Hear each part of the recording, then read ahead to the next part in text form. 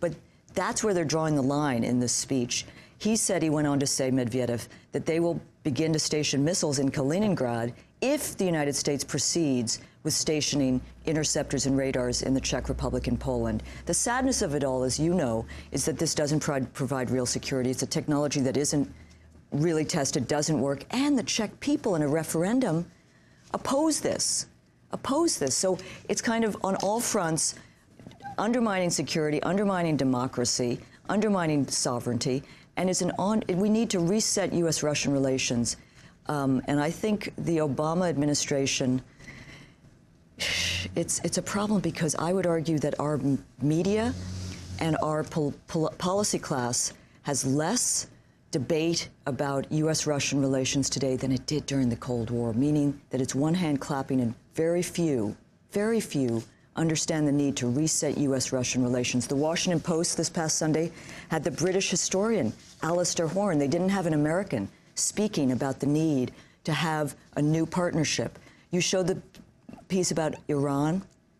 Russia is needed to work with the United States and the Europeans with Iran in combating terrorism and in fighting nuclear proliferation, Amy, in one, because that remains a very serious problem. Good news is Obama has spoken, as have others, about building a nuclear-free world and abolishing nuclear weapons.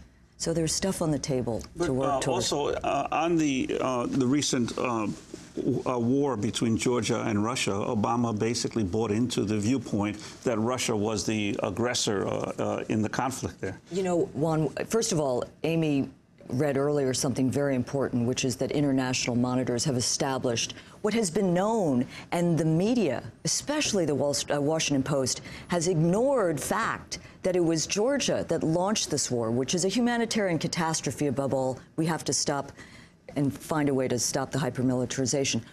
Obama's first reaction in mid-August, August 7th, 8th, 9th, was to talk about taking this to the UN.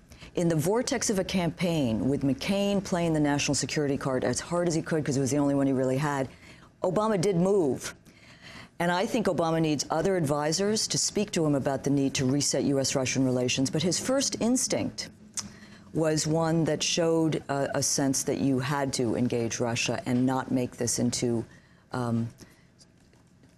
support for Georgia exclusively. I would say that his vice president is someone who has been an ardent advocate of NATO expansion.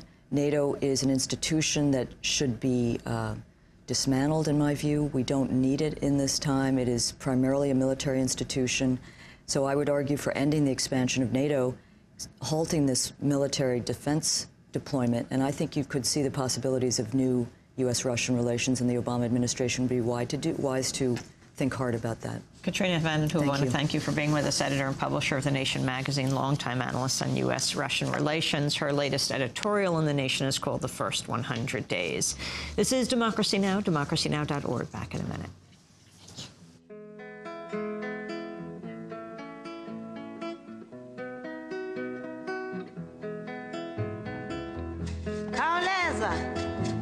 Kauleza is a South African song. It comes from the townships, locations, reservations, whichever, near the cities of